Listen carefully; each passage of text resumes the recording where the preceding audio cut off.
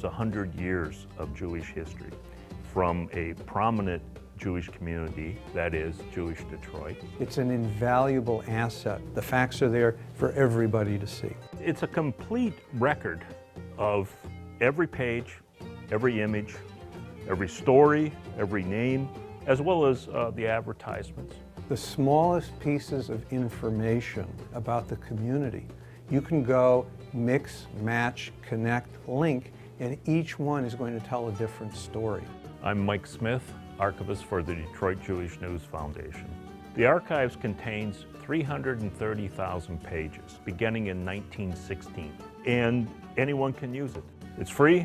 There's something for everybody. Sounds like a TV ad, but it's a fact. For most of its history, Jewish news content was really located in two places. One was on the actual pages of the Jewish news, and the other was on microfilm. Virtually inaccessible. To find something, to research something.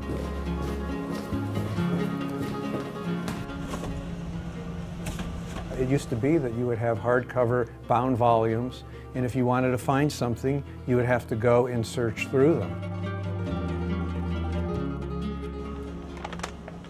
And then, of course, what really crystallized the need to do what we've done with the Jewish News Foundation to digitize content is the fire that we had in January of 2002, where our building basically burned to the ground.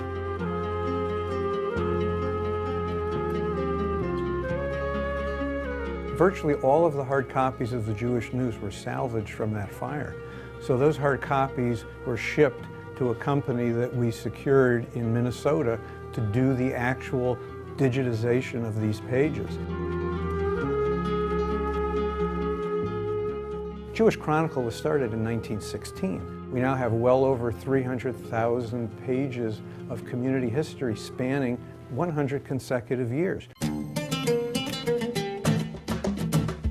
I'm constantly amazed at the treasure trove that we have that is available to the entire world. When I look through there, I think about all the different people who have made an impact that all of us benefit from. I like the stories of people best.